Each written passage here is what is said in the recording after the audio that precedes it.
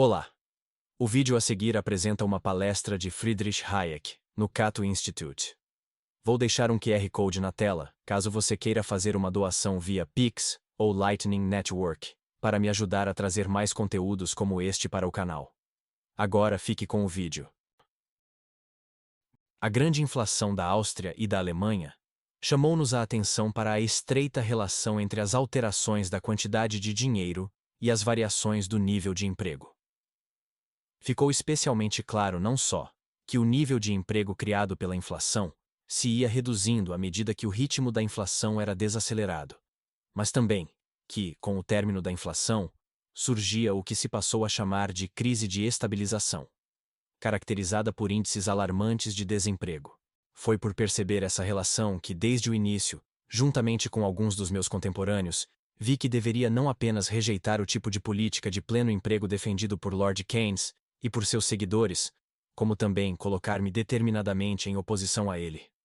É preciso acrescentar, a respeito desta revisão da grande inflação, que o muito que aprendi não foi fruto somente de observação pessoal.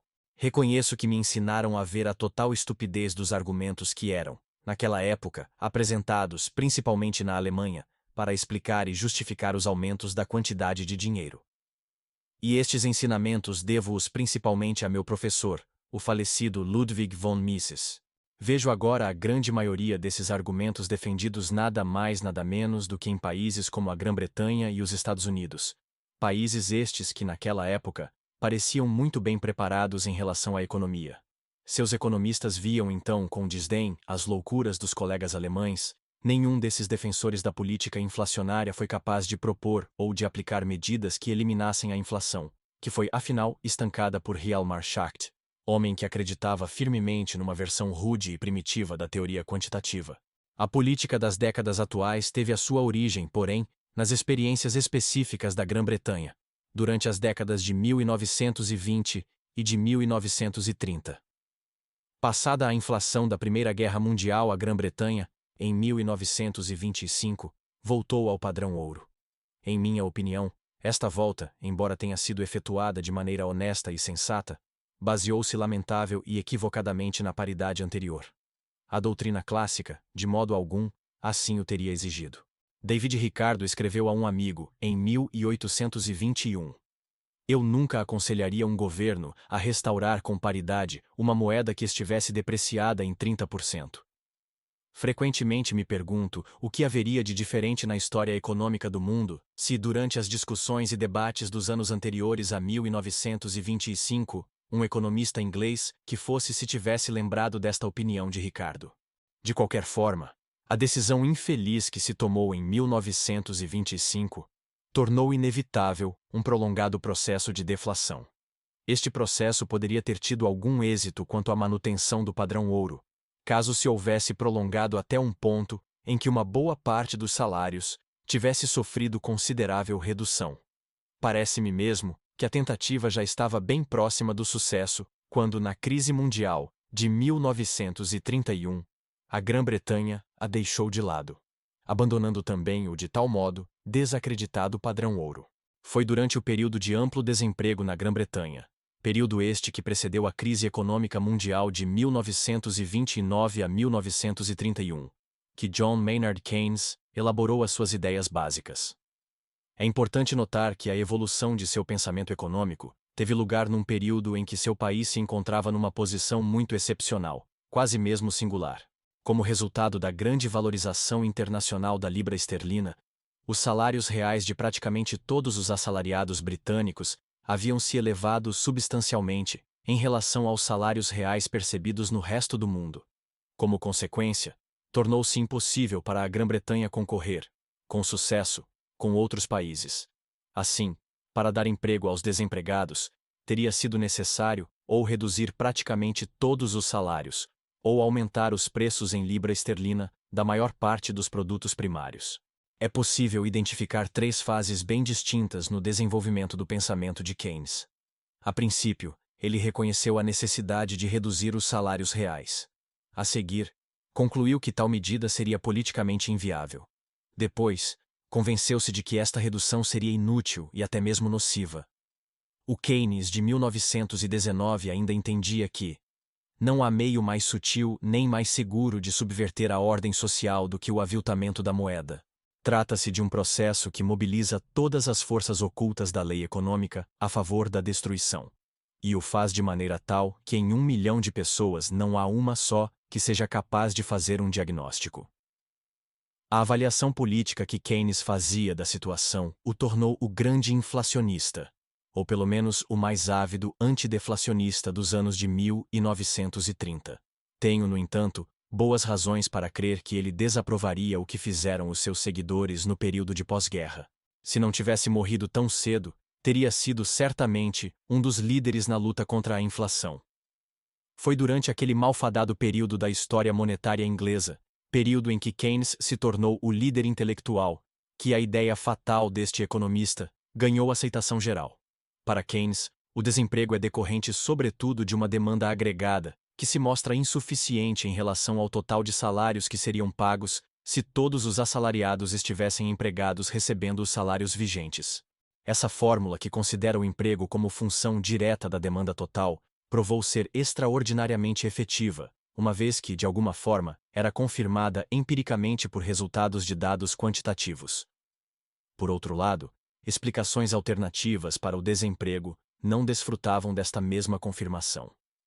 Os perigosos efeitos exercidos pela visão cientificista preconcebida sobre essa interpretação dos fatos constituem o tema da conferência que proferi, em Estocolmo, quando recebi o Prêmio Nobel. Em suma, é extremamente curioso o fato de a teoria keynesiana ser falsa, muito embora possa ser confirmada pela estatística. No entanto, sua ampla aceitação decorre de uma explicação que antes era tida como verdadeira, mas que não pode, por sua própria natureza, ser avaliada estatisticamente.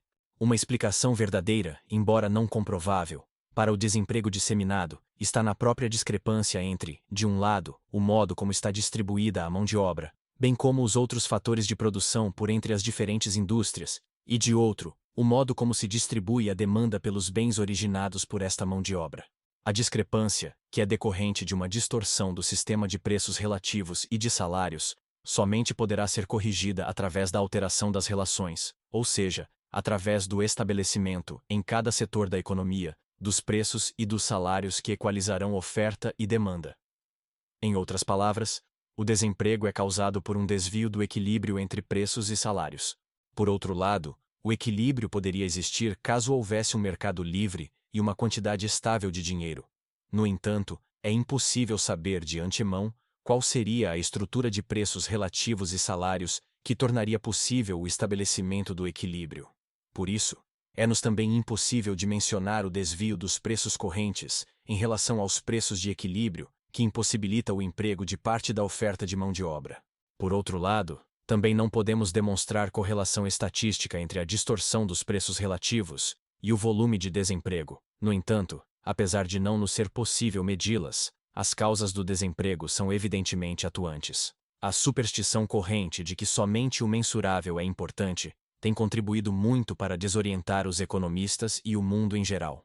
O fato de a teoria keynesiana ter dado aos políticos oportunidades tentadoras foi provavelmente ainda mais importante do que o seu aspecto, então muito em voga, de método científico, aspecto este que a fez parecer tão atraente para os economistas profissionais. Esta teoria representava para os políticos não apenas um método barato e rápido de eliminar uma importante fonte de sofrimento humano, mas também um meio de se libertarem das duras restrições que os cerceavam quando objetivavam alcançar popularidade.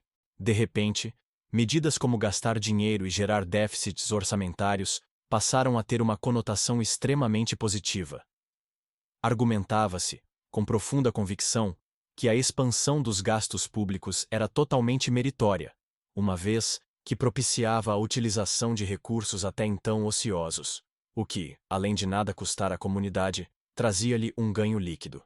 Um resultado prático dessas crenças foi que, pouco a pouco, foram se removendo todos os obstáculos que impediam as autoridades monetárias de emitirem cada vez maior quantidade de dinheiro. O Acordo de Bretton Woods tentou colocar o ônus do ajustamento internacional exclusivamente sobre os países superavitários. Obrigava-os à expansão, sem, todavia, exigir dos países deficitários a retratação. lançou assim as bases de uma inflação mundial. Vale notar que, baseando esta iniciativa, havia um louvável propósito de assegurar taxas fixas de câmbio. Entretanto, quando a crítica da maioria dos economistas de espírito inflacionário conseguiu superar este último obstáculo à inflação nacional, nenhum freio efetivo sobrou. Como ilustra, desde o final dos anos de 1960, a experiência britânica. Não se pode negar o fato de que a procura de taxas flexíveis de câmbio teve suas origens em países como a Grã-Bretanha, onde alguns economistas desejavam estabelecer uma margem mais larga para a expansão inflacionária, chamada política de pleno emprego. Mais tarde, eles lamentavelmente receberam apoio de outros economistas que, embora não fossem movidos pelo desejo de inflação, aparentemente minimizaram o argumento mais forte em favor das taxas fixas de câmbio, qual seja, o de que elas constituem um freio necessário e praticamente insubstituível para compelir os políticos, bem como as autoridades monetárias subordinadas a eles, a manterem estável a moeda. A manutenção do valor do dinheiro e a decisão de evitar a inflação estão sempre exigindo que os políticos tomem medidas extremamente impopulares. Mostrar que o governo é compelido a tomar tais medidas é a única forma que os políticos encontram para justificá-las perante as pessoas que são negativamente afetadas por elas. Quando se tem a preservação do valor externo da moeda nacional como uma necessidade indiscutível, os políticos podem resistir às constantes pressões em favor de créditos mais baratos, de maiores gastos em obras públicas, contra taxas de juros mais elevadas. Quando se fixam as taxas cambiais, uma decorrente queda no valor internacional da moeda ou, então, uma saída de ouro ou de reservas internacionais, representam sinais para que haja uma pronta ação por parte do governo. Com taxas cambiais flexíveis, as consequências do aumento da quantidade de dinheiro sobre o nível interno de preços são demasiadamente lentas, não aparecendo, por isso, ostensivamente, nem permitindo inculpar aqueles que, em última instância, são os responsáveis pela situação. Além do mais, a inflação é geralmente precedida de uma bem recebida elevação no nível de emprego, o que pode mesmo fazê-la parecer desejável. Seus efeitos nefastos não são visíveis, senão mais tarde. Fica, então, bastante fácil entender por que nações como a Alemanha hesitaram, no período de pós-guerra, diante da decisão de se destruir completamente o sistema de taxas fixas de câmbio. Havia uma esperança de restringir o número de países demasiadamente propensos a uma situação inflacionária. As taxas de câmbio fixas pareceram, por algum tempo, suficientes para que se detivesse uma aceleração ainda maior do processo inflacionário. Agora, no entanto, quando o sistema de taxas cambiais fixas parece ter entrado em colapso total, e há poucas esperanças no sentido de que a autodisciplina possa induzir alguns países a se conterem, restam precárias razões para se aderir a um sistema que já não surte efeitos. Olhando para trás, pode-se mesmo indagar se, baseados numa esperança infundada, o Bundesbank da Alemanha ou o Banco Central da Suíça não esperaram demais para depois aumentarem muito pouco o valor das suas moedas. Apesar de tudo, a longo prazo, não creio que possamos recuperar um sistema de estabilidade internacional sem voltar a um sistema de taxas fixas de câmbio que seja capaz de impor aos bancos centrais a contenção essencial a uma bem-sucedida resistência às pressões daqueles que defendem a inflação em seus países. No entanto, por que todo esse medo da inflação? Não deveríamos tentar aprender a conviver com ela, como alguns países sul-americanos parecem ter feito, principalmente no caso de ela ser, como alguns acreditam, necessária para manter o pleno emprego.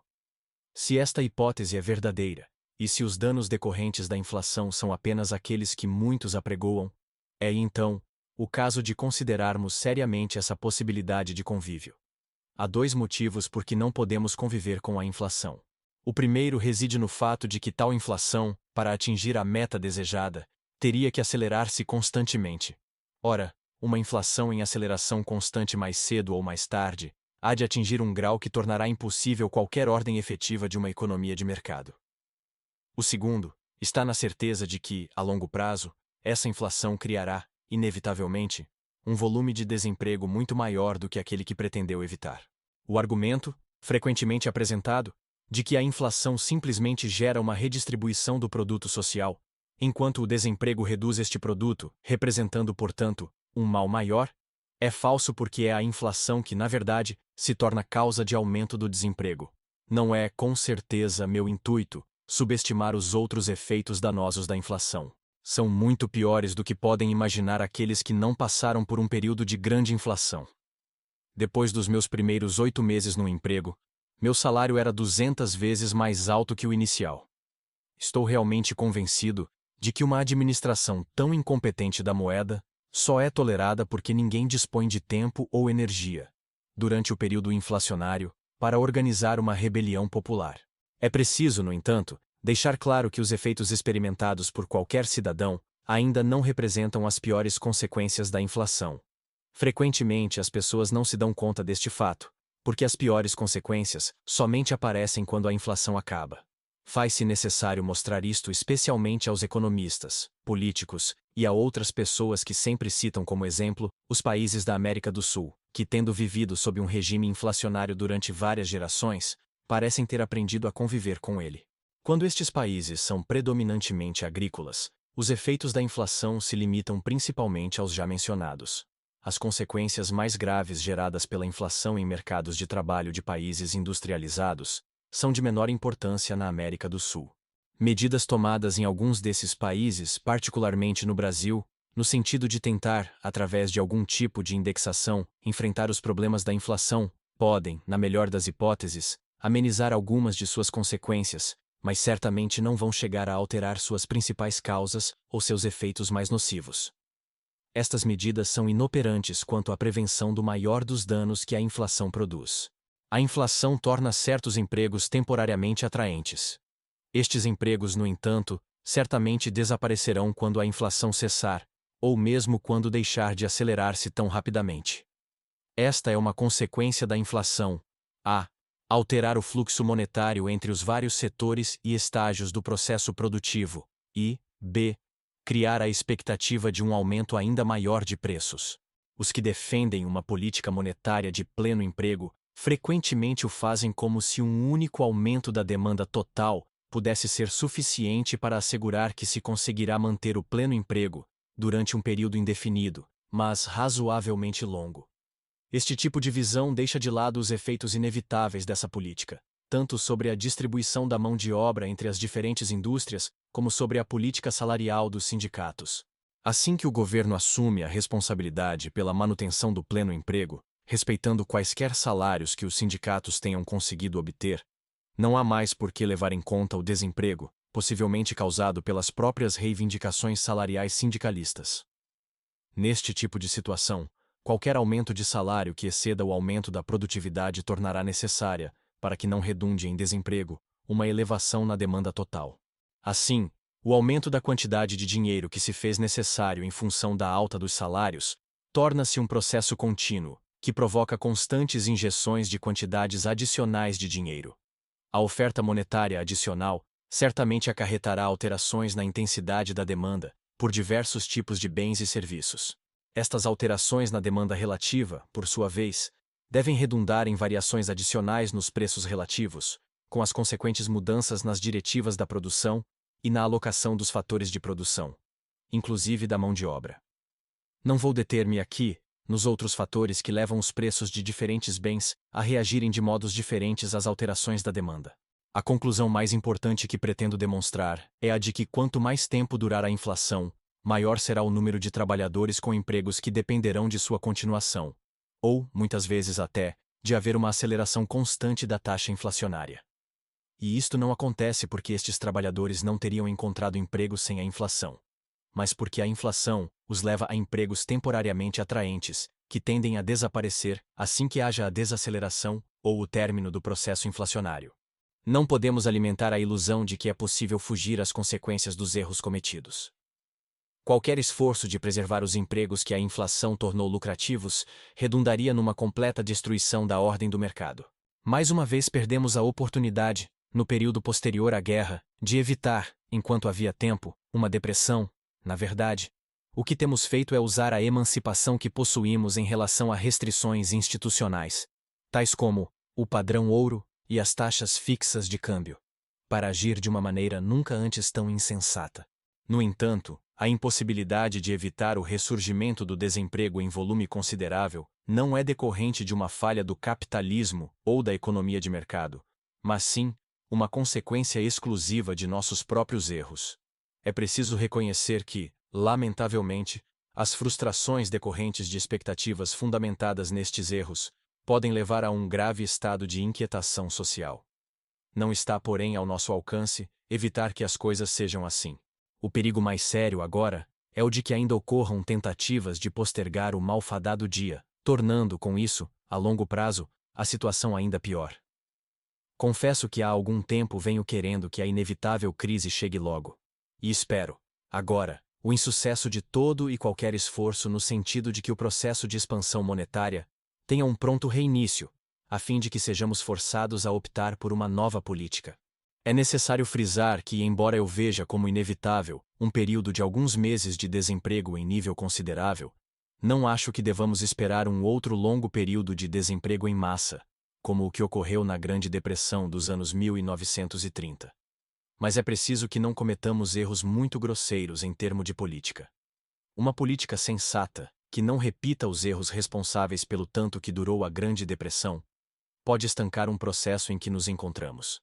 Antes de tratar de qual deverá ser, futuramente, a política a ser adotada, é meu intuito colocar-me firmemente contra a interpretação distorcida que se faz a respeito do meu ponto de vista. Não que eu recomende o desemprego como meio de combate à inflação. Meu aconselhamento parte do princípio de que só temos no momento duas alternativas.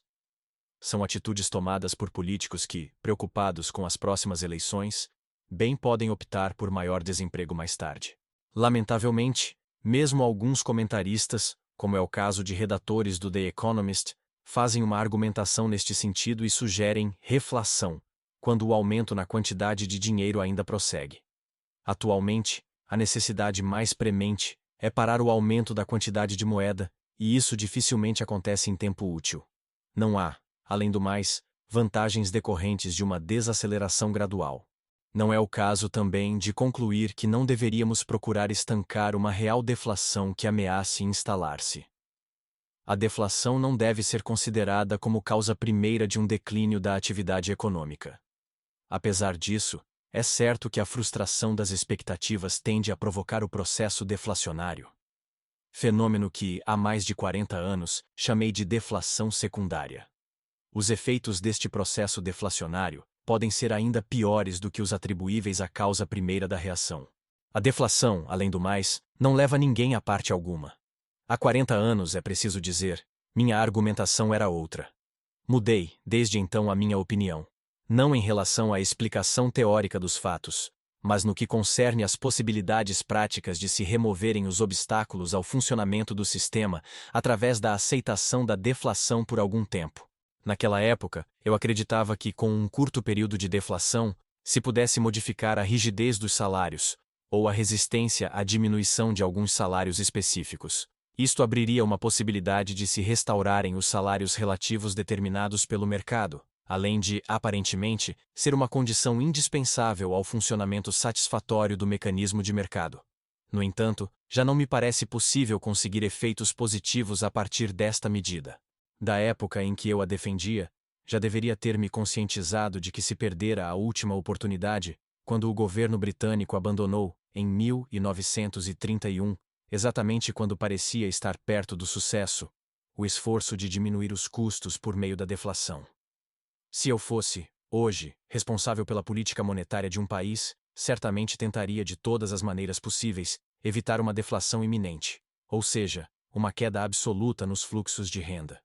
Além disso, deixaria bem claro o meu propósito de assim proceder. Por si só, esta medida provavelmente seria suficiente para evitar que a recessão se degenerasse numa depressão de longa duração. A recuperação de um mercado no sentido de que ele volte a funcionar adequadamente, porém, ainda exige a reestruturação do complexo representado pelo sistema de preços relativos e salários, bem como uma readaptação à expectativa de preços estáveis, o que pressupõe muito maior flexibilidade em relação aos salários do que a que hoje existe. Não ouso fazer uma previsão das probabilidades de que o mercado chegue à fixação dos salários relativos. Nem mesmo posso prever quanto tempo este processo consumiria.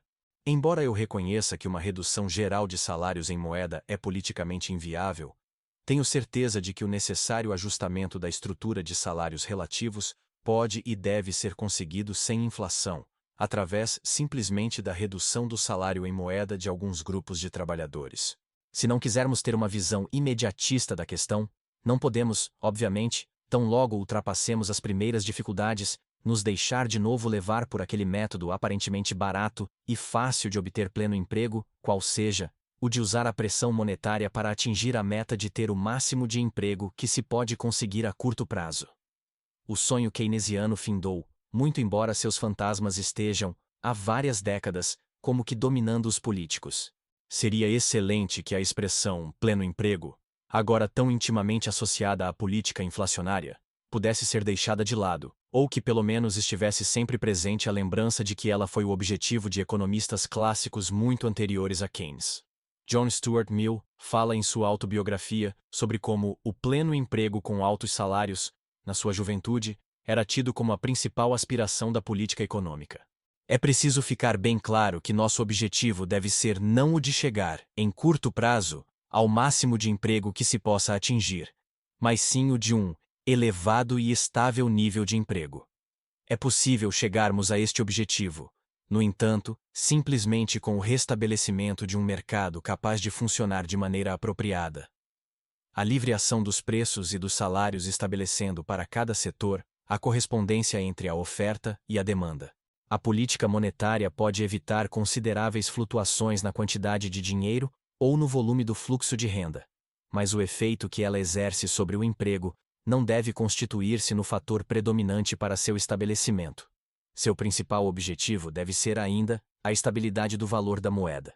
As autoridades monetárias devem, portanto, estar efetivamente protegidas contra as pressões políticas que muitas vezes as têm, hoje em dia, forçado a tomar medidas que, sendo politicamente vantajosas a curto prazo, se mostram, a longo prazo, extremamente nocivas à comunidade.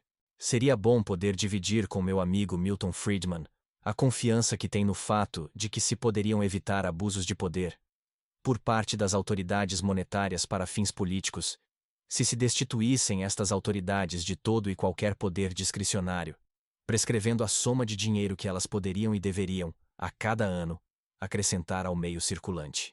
Talvez ele considerasse isto viável porque, para efeitos estatísticos, ele acostumou-se a distinguir com precisão a linha divisória entre o que é e o que não é considerado dinheiro.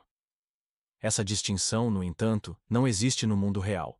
Para garantir que tudo o que é quase dinheiro possa ser convertido em dinheiro propriamente dito, estou certo de que é preciso que as autoridades monetárias tenham um certo grau de arbítrio. Concordo com Friedman, no entanto, quando diz que temos de tentar voltar a um sistema mais ou menos automático, se quisermos regular a quantidade de dinheiro dos tempos normais. As autoridades monetárias deveriam ter neste princípio um objetivo, e não estar a ele amarradas por lei. Embora eu não seja tão otimista quanto o editor do Times de Londres, Mr. William Rees-Mogg, que em sensacional artigo propõe a volta ao padrão ouro, tal sugestão, vinda de fonte tão influente, faz-me sentir mais confiante no futuro. Aliás, eu até concordo com a ideia de que, entre os sistemas monetários viáveis, o padrão ouro internacional seria o melhor, se fosse possível acreditar que os países mais importantes obedeceriam de fato às regras do jogo que se fazem necessárias para a preservação do sistema. No entanto, isso me parece muito pouco provável. Por outro lado, nenhum país pode, isoladamente, por si próprio, ter um padrão ouro efetivo. O padrão ouro, por ser por sua própria natureza um sistema internacional, somente pode funcionar como um sistema internacional. É um grande passo, entretanto, em direção à afirmação que faz Mr. Rees-Mogg no fim de seu livro. Deveríamos acabar com o compromisso de pleno emprego do White Paper de 1944, numa grande revolução política e econômica. Isso, até bem pouco tempo, parecia ser um preço muito alto a ser pago. Agora, sob nenhum aspecto mais parece sê-lo. Há pouca ou nenhuma possibilidade de que se consiga, na Grã-Bretanha ou no mundo, manter o pleno emprego com a atual inflação. A política inflacionária comprometia-se em chegar a um padrão de pleno emprego, mas a inflação acelerou-se a um ponto tal que se tornou impossível sua compatibilidade com o pleno emprego. Igualmente encorajadoras são as palavras do ministro da Fazenda da Grã-Bretanha, Mr. Dennis Healey, quando afirma: "É muito melhor que mais gente esteja trabalhando, mesmo que isso signifique uma aceitação de salários em média mais baixos, do que apenas aqueles que tiveram bastante sorte para manter seus empregos nadem em dinheiro, enquanto milhões de pessoas são obrigadas a viver da pensão estatal para desempregados." Parece que justamente na Grã-Bretanha, país onde tantas doutrinas nocivas tiveram origem, está começando a haver uma guinada nas opiniões. Esperemos que isto se espalhe bem depressa pelo resto do mundo. Bom, esse foi o vídeo de hoje. Se você quiser ajudar o canal, pode fazer uma doação através deste QR Code, via Pix ou Lightning Network, para me ajudar a trazer mais vídeos como este. Até o próximo vídeo.